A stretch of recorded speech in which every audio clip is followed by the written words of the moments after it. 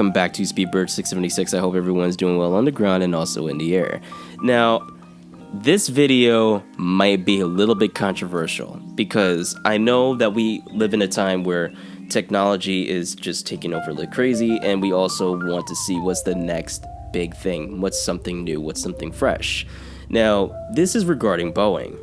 Now, I'm not talking about the 737 MAX here. I'm actually talking about the Boeing 797, also known as the Boeing NMA.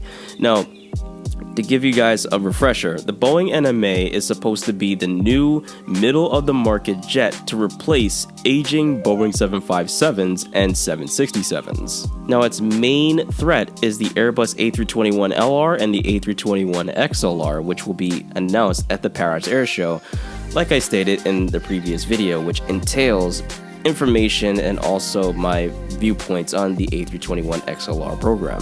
Now, the Boeing NMA, or now dubbed 797, is supposed to have two variants, the Boeing NMA 6X and the Boeing NMA 7X, or Boeing 797-6X and Boeing 797X, respectively. Now, note how I said 767 the way how I did, because Boeing already marketed the 787 program as a replacement for the 767 program. But here's something that the 787 lacks, and that's the 232 configuration. Now, the only time you would see 232 is in premium economy.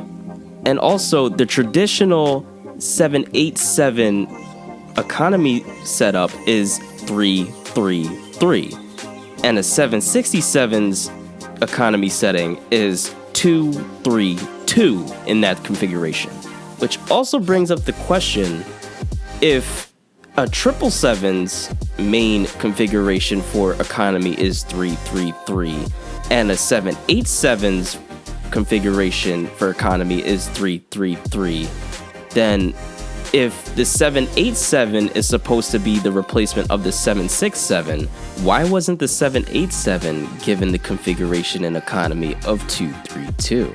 But I'll leave that off for another video, which, yes, I will make down the road. However, this is about the 797. Let's get back to that.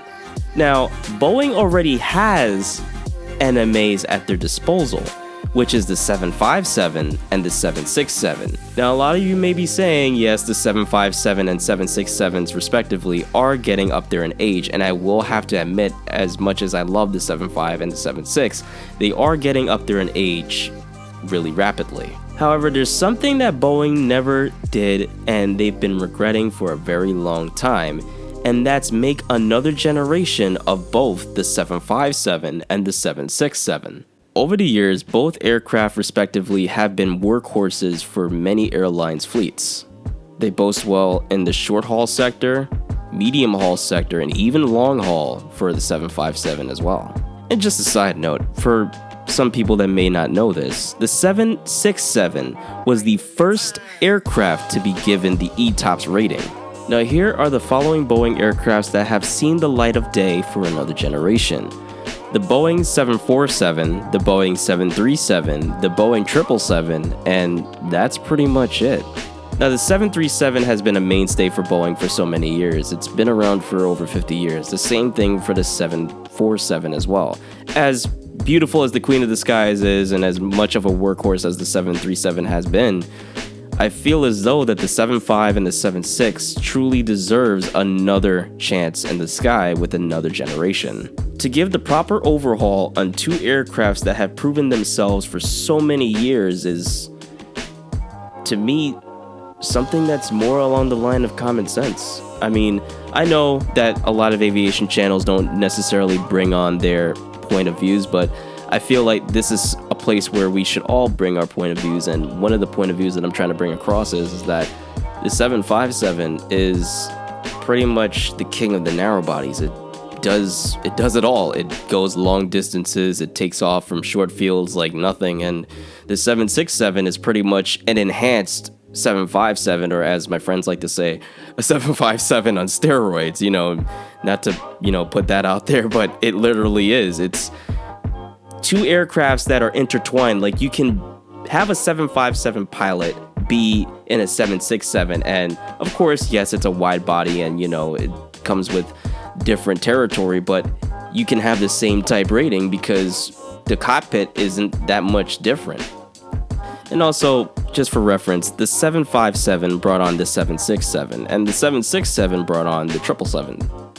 And since the NMA, going back to the NMA, since the NMA has its fair share of delays, it's pretty much in the same realm of the 787 as well, because remember, the 787 was also dubbed at the time in 2011 the 787 because it was late by 3 years. So what do you guys think about my viewpoints on the 797 and also possibly having the 757 and 767 having a next generation? Please do feel free to let me know. Do you think that Boeing should continue going forward with the 797 project, or should they just go back to, like I said before, making a next generation of the 75 and the 76? Again, please do feel free to let me know. And I would like to take the time for thanking you for tuning in to Speedbird676, and I'll be taking flight with you in the next video. See you soon.